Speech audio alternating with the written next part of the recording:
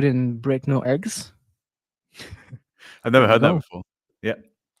I'm French. We use food metaphors all the time. Touch wood and break no eggs. I love it. Yeah, Right.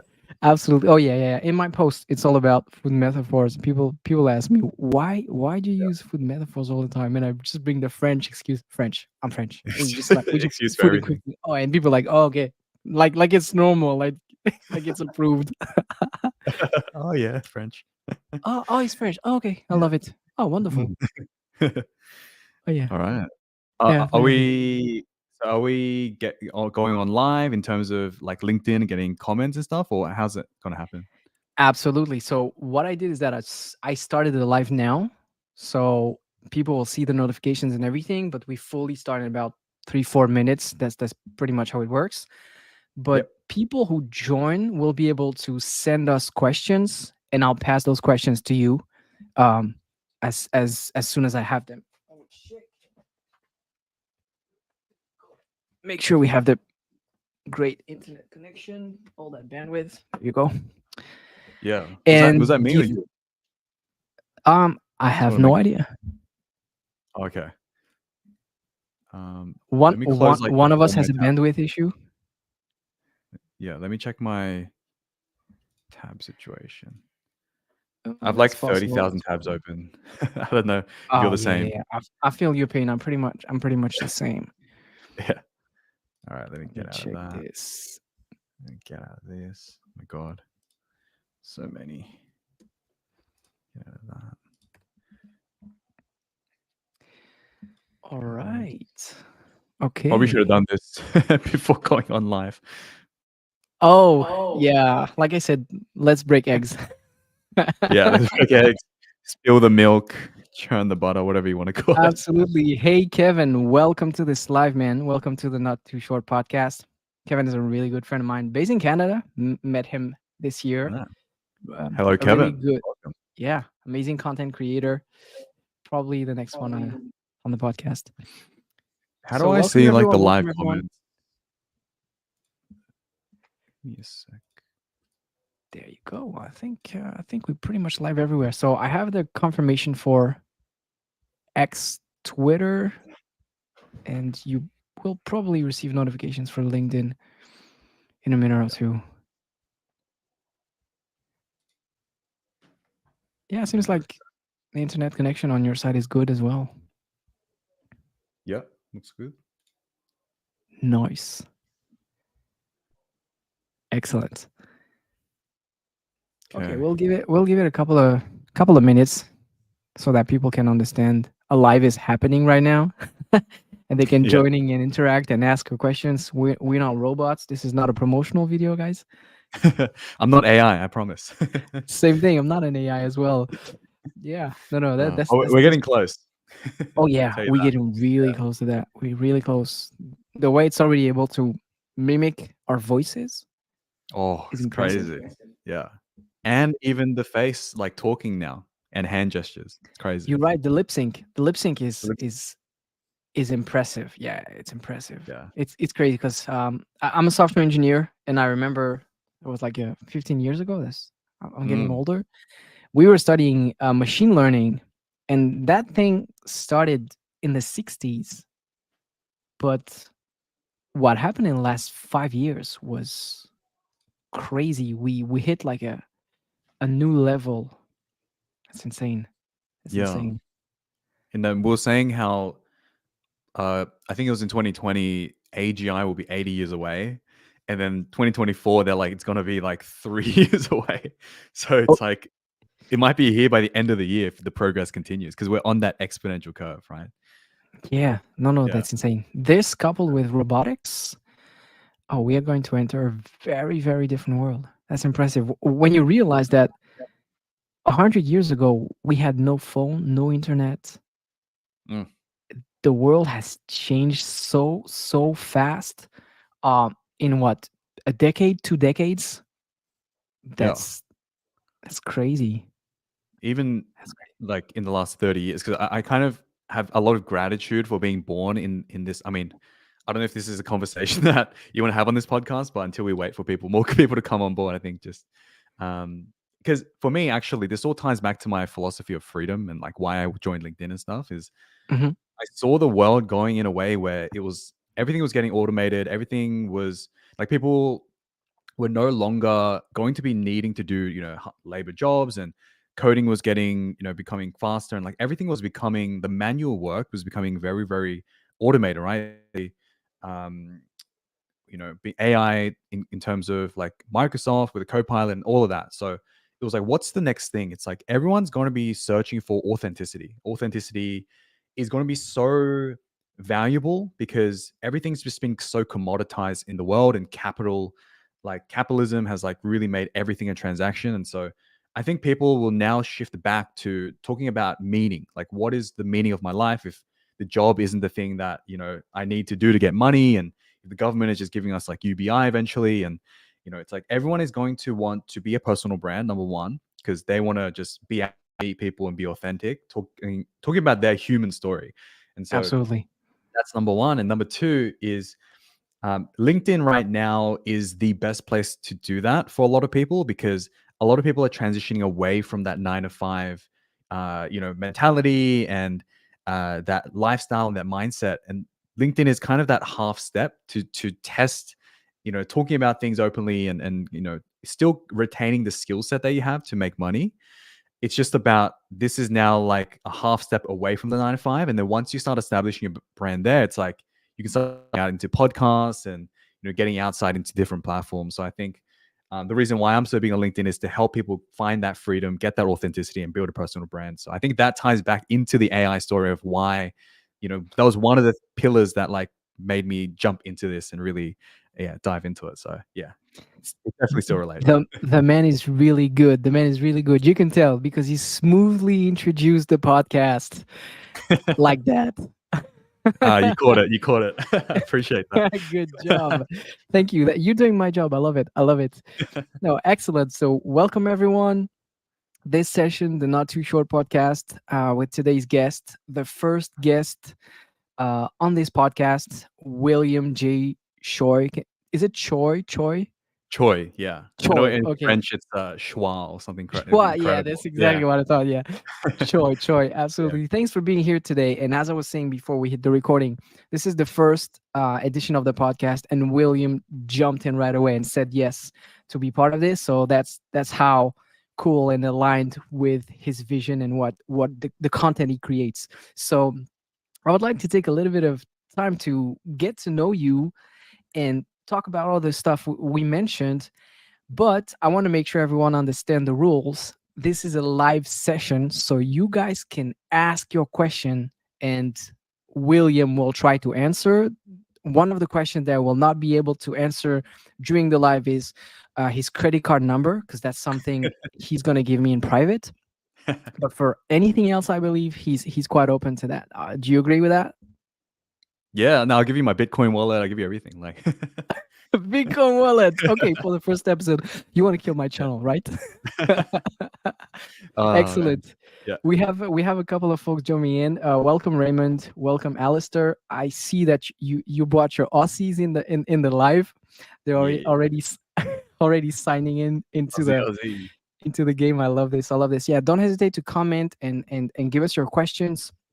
We have the person who was able to go from 0 to 12,000 followers on LinkedIn in less than what, 4 months? Is it Around 4 months to get there. four Three, four yeah, months? 4 to 5, So yeah. 4 5, okay, let's say 4 or 5 months. So that's something I really want to dive into. But let me warn you with something.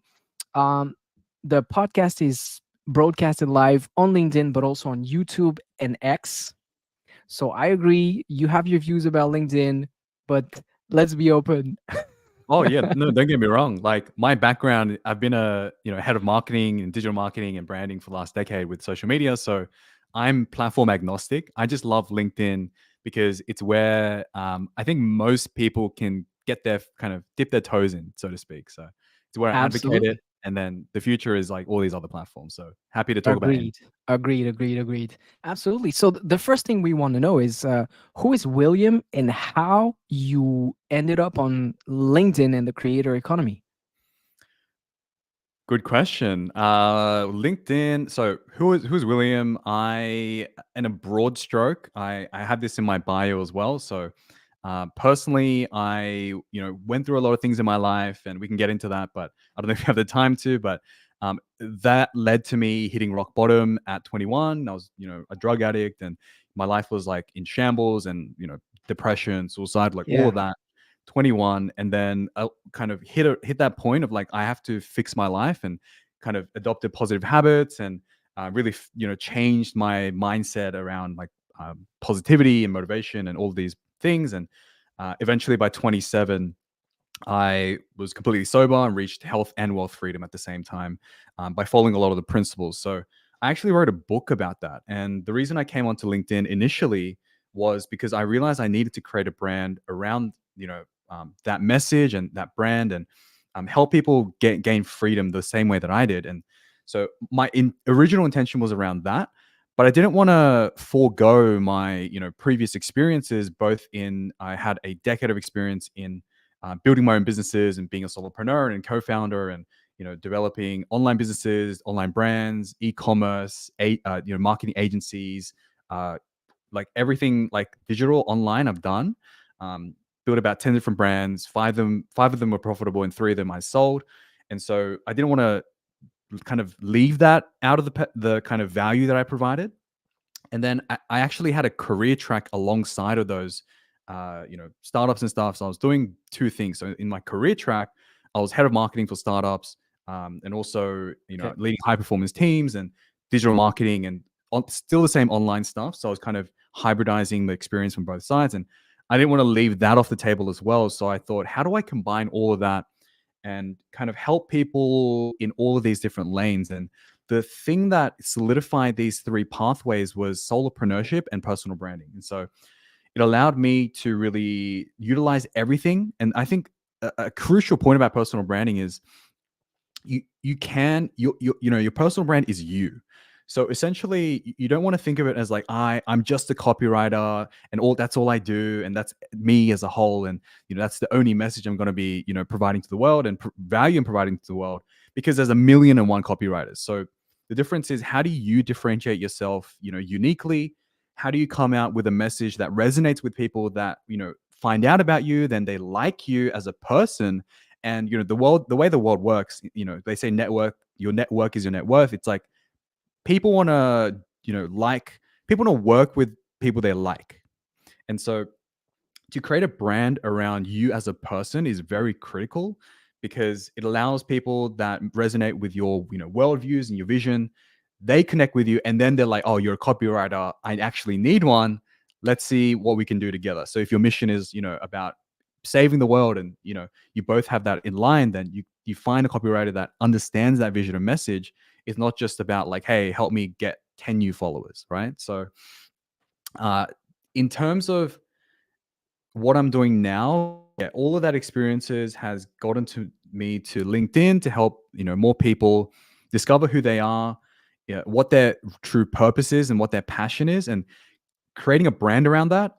Once that brand is established, how to think about escaping the 9 to 5, or escaping the uh, inconsistency of a freelance gig, kind of getting an income very randomly as a freelancer. Like, how do you then monetize your brand, what you love, and build a life and business around that, so that you can live a life of freedom? And that's essentially what I'm doing now on LinkedIn. Awesome. I love that. Let me challenge you with a different way to phrase the question. Let's say you were invited to your niece's birthday. She's 5, and you have to introduce yourself to people who are completely disconnected digitally. How Mm. would you introduce that? That's a great question. So if I'm at a party, I think everyone is familiar with the concept of personal branding. Or let's say you have those meet my parents day. You go to school and you talk in front of kids Yeah, who are between 5 and 8. How would you introduce your job? to a 5 and 8 year old. Yeah. I would say I help people discover their dreams and make money doing it. Spot on. In the Simple as comments, that. what did you guys think? Let us know in the comments. For me, it was very clear. And so you said, yeah, you had quite a chapter of your story when your life story when you were about 20, 21, rock bottom, and you climbed all the way your way up. And what made you pick LinkedIn specifically? Mm. So at first, I tried all the different platforms. So what I recommend you do. So I actually don't recommend, hey, LinkedIn has to be the place. So it just is the optimal place. So what I mean by that is I started to post on Instagram. I started to post on Facebook and all these things in about February last year. So about a year ago exactly now. And Hmm. so I started gaining traction. So especially Instagram, I was getting like, 10,000 views and like things were happening like fully organically. I was getting, followers and doing all of that. But what I found, and I don't know if you know this, but I'm actually very introverted. So what I discovered is, not like this. So I love talking to people. I love these one-on-ones and I like getting deep. So I think that's like an introversion thing as well. It's like I like getting deep about, discussions and stuff, but I felt like trying to record myself in a studio alone and kind of like going through that process was very draining for me. Like it wasn't Mm, giving me energy. And this is a really big crucial point I want to talk about as a whole is the energy. Like you want to do things that bring you more energy the more you do it rather than hmm. drain you. And a lot of people working 9 to 5 and jobs they hate, it's like they're constantly getting drained and drained and drained. And that's how you kind of hit that burnout point. But anyways, back to the main question of LinkedIn was number one. It has high demand. So there's a lot of people on LinkedIn. It's over a billion now, I think billion point one users. Yeah, approximately a billion. Yeah, and their plan is to get to 3 billion, I think, in like the next 4 or 5 years. Like I think that's their Wow, plan, they said. Yeah. that's, that's close to half of humanity. That's anyone that's working pretty much that's gonna be in. So the way I see LinkedIn is like it's the new virtual office. So this is like a high level thing where Yeah. essentially, hybridization of work has made everyone work from home, work from their laptop, work from anywhere in the world. But what that produces is this kind of a loneliness where people feel like they're disconnected because usually, Mm, when you work, even if you hate your job, at least you can like be with your coworkers and kind of like talk about how much you hate your job together at the water cooler kind of thing, right? So we've mm. now eliminated that possibility because we're all just like comfortable at home, and there's nothing wrong with that because you spend more time with family and more time for yourself and mental health, and it's great. But that Mm. aspect I feel people are missing. But LinkedIn is going to become the place, the new water cooler, the new virtual office. Anyone can come in, and like the news feed is A new like that. coffee machine, yeah. Yeah, it's exactly the new break room. Yeah, exactly that. And so I saw LinkedIn as somewhere that, as the economy and as the world progresses more towards that kind of future place, LinkedIn was going to become the hub. And so I thought, okay, great. Number one, there's already an audience there, and it's going to triple. So the demand is high. When you look at LinkedIn content, not to throw shade, but it's I'm not great. French, no filters. Go ahead. Yeah, it's not great. Let's just say that, right? And it can be. And so the what I saw was like this is a place that deserves better branding, that deserves better content because clearly the audience is there, but why isn't that quality there? Why isn't that like high end branding? And why is there only a select few people that, are doing that? And I thought, how do I democratize this? And how do I bring that new flavor to this platform? And so I thought, I need to create a brand that's number one, different from everyone, and then Mm. help other people do the same thing with, their, dream outcome, their story and what they want to achieve in their life, like build a brand around that. And so that was the second step is the content. There was a gap in the market, I felt like. Number three was the audience on LinkedIn is at such a high caliber compared to every other platform. So first of What all, do you mean by that? so what I mean by caliber, I mean there's a couple different metrics for that. Is you can talk about a lot more because most of the users on LinkedIn are of a certain demographic. So the I think it's 61% of millennials.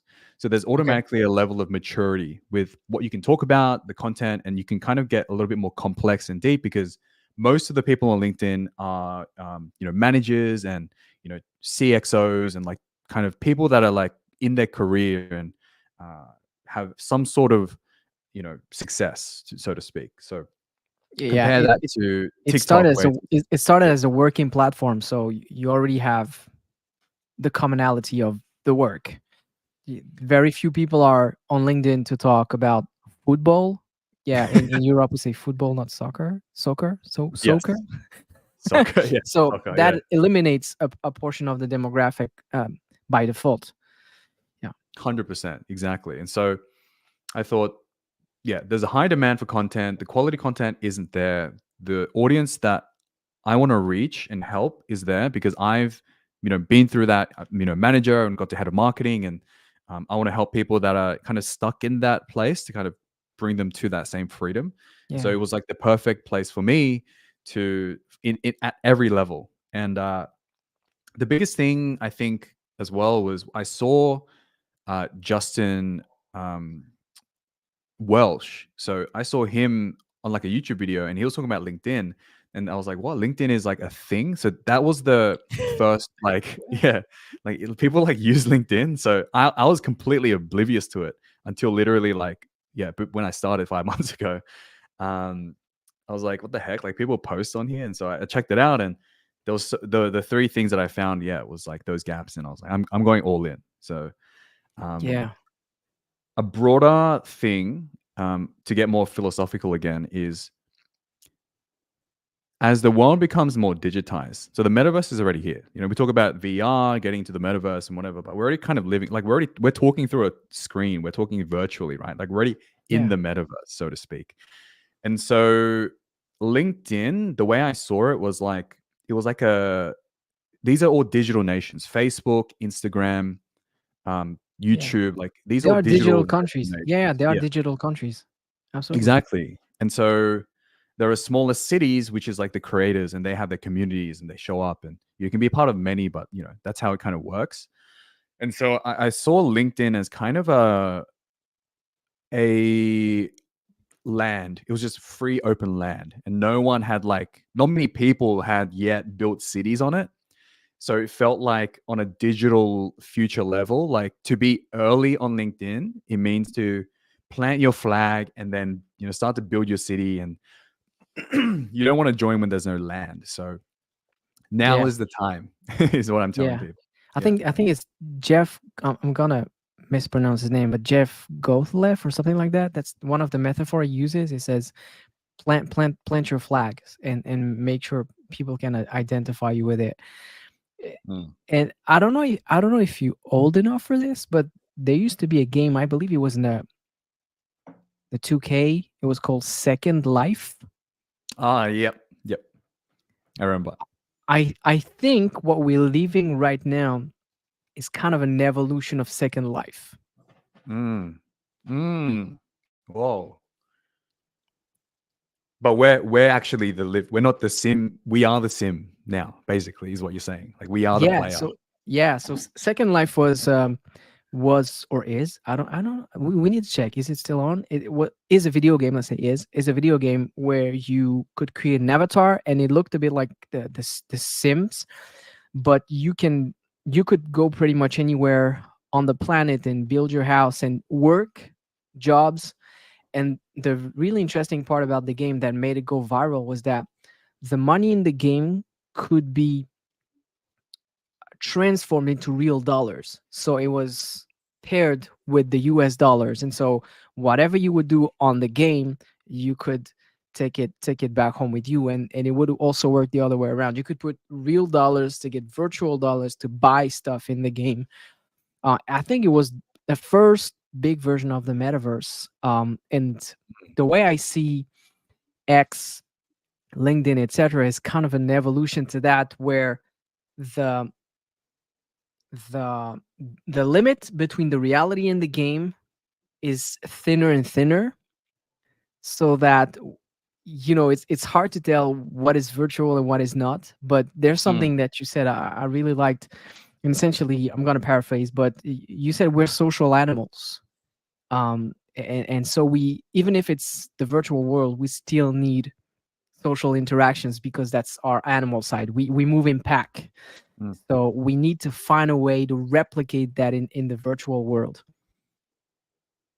100%. Yes. Beautifully said. It's like package it in one sentence. Yeah.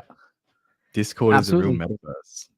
Yeah. Yeah. Discord is probably, yeah, like a super community based. So I think that's a really good point to make right now, actually, is so other people have really built their brands around like, hey, I'm selling this course, so I'm a consultant, or work with me one on one. I think that the next era from this year is all about community. So the big thing is about how do you cultivate this message around, again, not hey, I'm a copywriter, but a community that's like, hey, this is a future vision of where I want us to get to as a community online. It can be like copywriting or content creation or consulting. Like these can be like the vehicles to get to this place, but like where are we trying to get to? So I think if the new paradigm is not like, hey, here's a solution as a course, it's more like, how do you find meaning? Like where do you want to go? What's your why? And you mentioned ikigai before we started recording. It's like, Yes. yeah, people want to, again, like people want to connect with a stronger reason to get up in the morning rather than, hey, like, um, you know, I just help founders create carousels. Like, right? So there's like, Makes why do you sense. do that? You do that because you want to, do what you love to make more money. But always the back end, I believe, is always about freedom and options. And so, Yeah. at least for me, the community that I'm building, and low key in the works in the background as well. I won't mention it yet, but yeah, there's going to be a big community, something that happens around that. But I think everyone that's listening to us now, try to focus a lot on how do you hone your message to find people that resonate with that, and then build a community. And within that community, there'll always be a smaller subset of people that want to work with you on some capacity, whether you're, whatever your skill set is. So I Yeah. think the new paradigm is that it's not about, hey, this is my skill set and that's it. Okay. So if I understood that well, it's find a purpose, build a community, and then rise from that. Yep, Is that correct? absolutely. Yeah. Cool, cool, cool. Um, Very interesting. yeah. We haven't prepped with the questions, but you actually answered one of the questions that we had. And I'm just gonna rephrase it here. It was, should I build a community or start one-on-one coaching first? And essentially, you're saying build a community first, and then Yeah. let. So one thing I'd suggest is don't think about monetization until you know what problem you're solving. So you think you have a solution, right? Because you're like, there was a problem for me. I solved it by doing this thing, and now I should package it up and sell it to someone that I hopefully feels the same way. But you don't know if that specific problem was just for you. So you might go all the way, create all these like templates and courses and one-on-one, like, like structures and all that, bring it to Mhm. market, and literally no one has that problem. Then you're not going to have a business. So always build a community first, because it allows you to, number one, allows you to figure out like what your that real like vision or purpose is. It allows you the Yeah. time to hone that in, but also it gives you a lot of these data points, because say you have like 10,000 followers in your community, you start posting about specific problems that you have with like, oh, like I tried to do this carousel, it took me 30 hours to do, and I found a quick way. The second time I did it in 3 hours, and then like 1,000 people like it, compared to your Yeah. normal posts which only get like 200 likes when you're talking about, oh, this is a 7 top LinkedIn hooks or whatever you talk about generally. Um, and of course, this is for every niche. I'm just kind of contextualizing it for branding and whatnot. Absolutely. No, no, no. Absolutely. I get Yeah. it. But you then use that as a data point to say, okay, my community are focused on saving time, getting productive, and creating high quality output. Oh, this is what they want from me. So now you know the problem that needs to be solved, and then you can start coaching, and then you can start creating the courses, on the back end. So Yeah. start with a community, start with the data, and let data lead the way. Yeah. That's what I recommend. Absolutely. Absolutely. I love this sentence from I think it's Henry Deming. He says, "In God we trust, others bring data." I I love just that. yeah, I just love that. And there was a this also a really cool video from the two engineer brothers who worked on the first Obama campaign, and they were fully data informed. And so Mm, the purpose was to build a landing page to maximize donation for Obama's first campaign.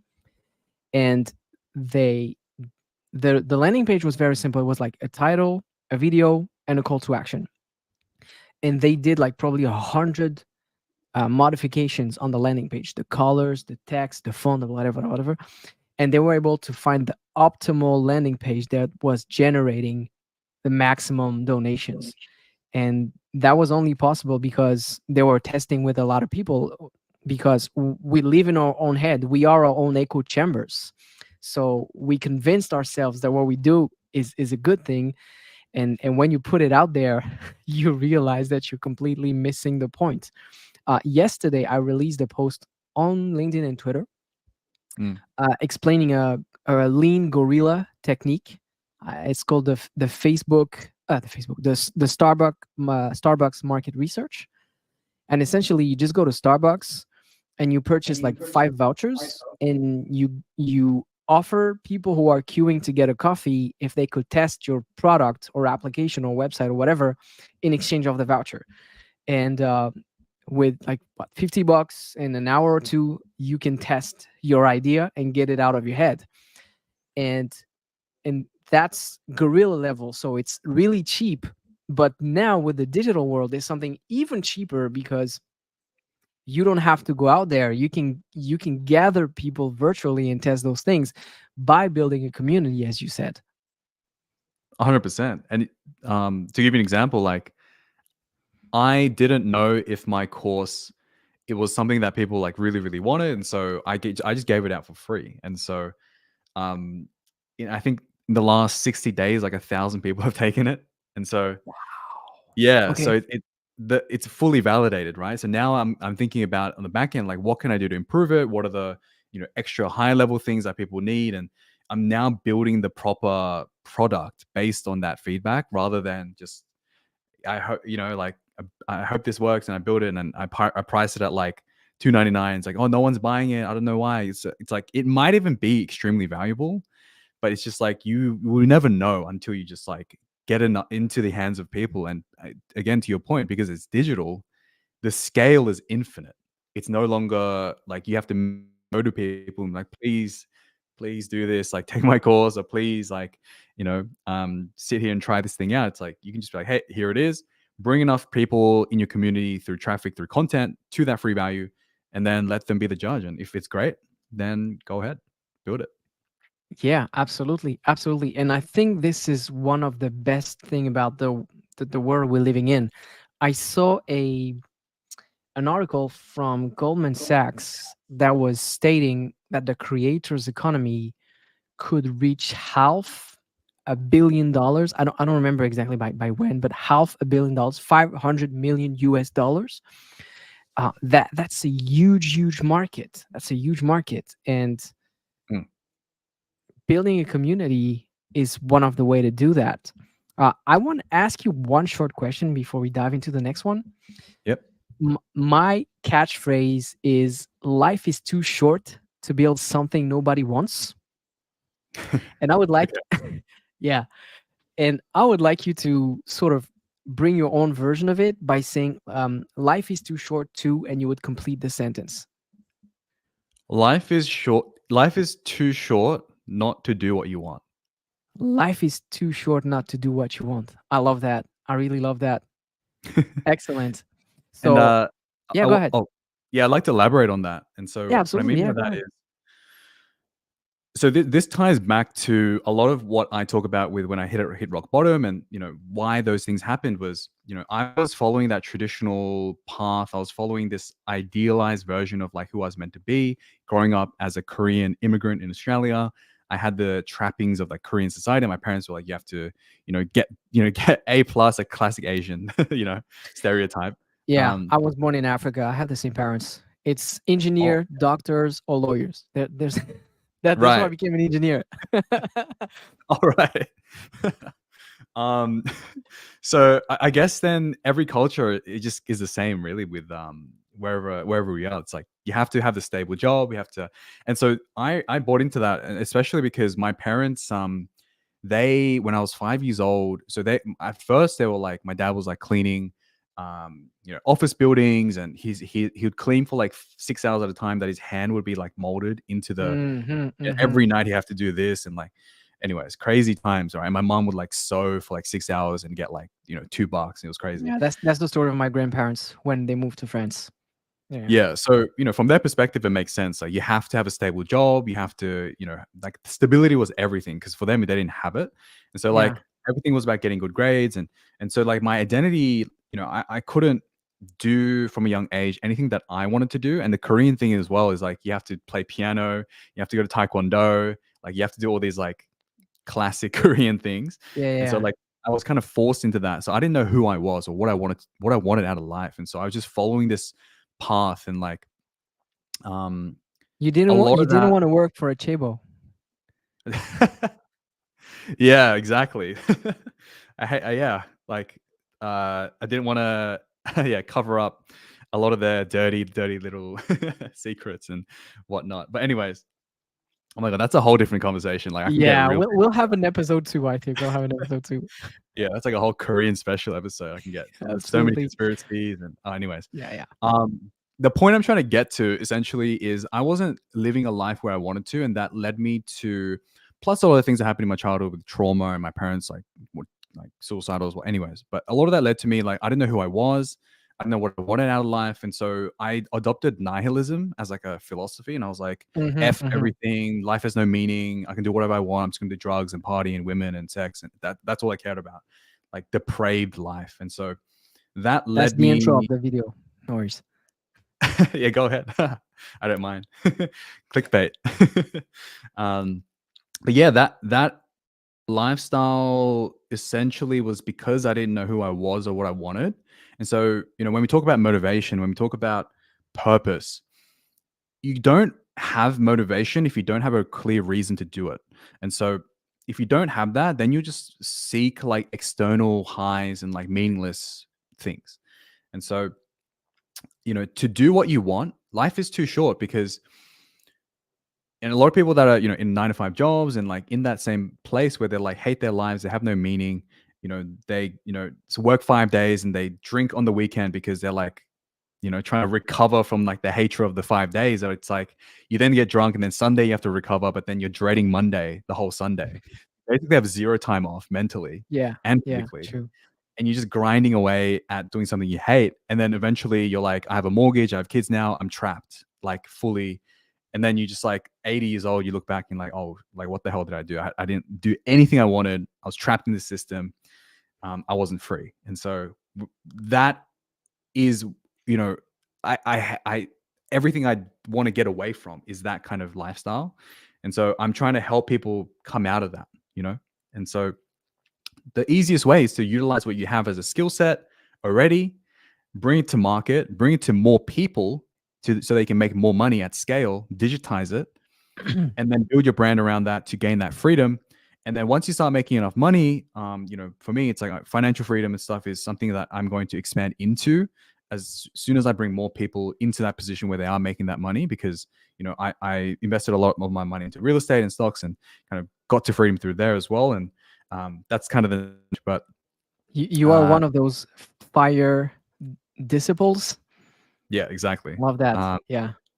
save as FIRE much is as you can. financial independence, retire early. Yeah, live below your means, invest everything, and then Absolutely. yeah, gain freedom.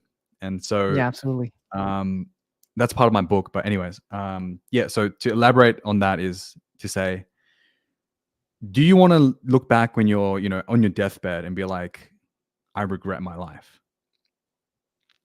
No, Yeah. no one wants No, that. And no, so you're right. life is Yeah. what to do, to Not not do not what you to do what you want. Yeah.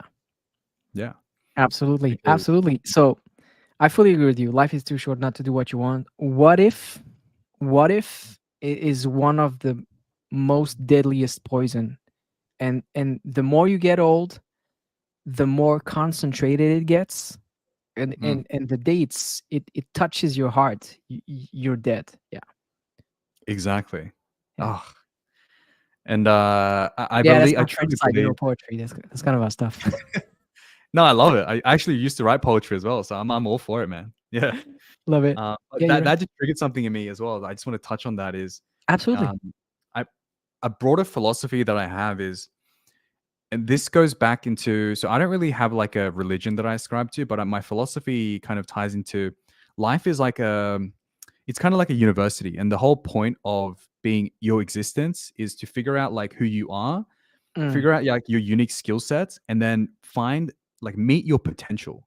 So mm, everyone has unique DNA, right? And so from a logical like a DNA perspective, your parents, for example, if your dad is like a software engineer and is extremely good at like logic and, coding and all these things, but your mom is like a creative and she's an artist and she's like loves gardening and likes painting, for example, the mm. unique combination of those two things to create you might create Canva because you have the coding and then the design side. You might have created one of the biggest unicorns in the world by Absolutely. being that unique DNA. So what I try to get people to understand is, from a spiritual perspective and a logical perspective as well, it's like your journey on life is to understand what unique traits that you've been blessed with, and then find the right intersection between them and push it to the maximum potential that you can.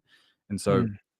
I genuinely believe life is simply about that discovery, and simply about, once you discover it, to really take it to that level, so that when you look back on life, you say, I've like gotten to the limit of my human potential, and I've lived a life with no regret. Yeah, I think it's Jeff Bezos who said, the luckiest people on earth are the ones who find their callings early. Mm, And yeah, I think what we mentioned before the live is finding your ikigai. It's like we're sort of circling around those notions. So I fully agree. The minute you know what you're here for, you start to see life in color. Before that, it's just grayscale. I agree with you. I would like man, to you're good. close. Yeah, I would like to close this session because we've been talking for like 40 minutes. That Oh thing wow. disappears. Yeah, that thing disappears. I said I wanted to keep it short, but nah, it's impossible. I would like to ask you one actionable tip if you want to jump into the creator economy. Something actionable. Mm, What would it be? start. I mean, I can get deep into that, but the biggest thing is like overcoming your fear of judgment, right? That's what that actually means. And so the actionable step is to start, meaning create an account, whatever platform you have, preferably LinkedIn. Just post anything. Don't think about likes. Don't think Hit the about publish who's button. going to Yeah. see it. Yeah. Don't think about engage. Like, don't think about anything. Just think about, I have something to say. I'm going to say it and post it. What that does is it gives you that confidence to be like, I've posted it once, therefore I can do it again and again and again and again and again. And so the creator economy, all it is people that have a message or have like a skill set. They say it 1,000 times again and again and again and again. Eventually, enough people resonate with that message. Once you have a big enough audience, because you're saying the same thing again and again, you can then ask them, like, hey, what is the problem that you have? Again, going back to that original thing of like, ask for the data or get the data, then you can flow on and, build your business from there. So it all starts with that one step of starting, right? And if you're already in a Absolutely. position where, and this goes at every level. So what I mean by that is, you might have gotten over the first fear of, posting, but then your next fear might be, oh, I don't know if people will buy this thing or do this. And it's like, that might also be stopping you from progressing to that next level. It's like, just put it out there once you have enough data, and then just let the market do its thing. Because if you put it out and it's crap and no one wants it, at least you know out of the 100 things that you need to do, you've tried one of them and you know that's not the way. So all you have to do is now tackle the next thing again and again and again. I think Thomas Edison, like he said, I didn't fail because he invented the light bulb at the 1,001st try. And so Yeah, the reporter like asked him like, how did you feel about that? And he was like, I didn't fail 1,000 times. I just found 1,000 ways it didn't work. And so absolutely. it's the same with creating. It's, when you're creating posts, when you're creating products, just do it, because, you know, you just got to find all the different ways it doesn't work until you find the one that does. Absolutely. I think we could close on this. Thank you so much, William, for being the first guest on this podcast. And I'll just say start, because life is too short not to do what you want. See you Woo. next time.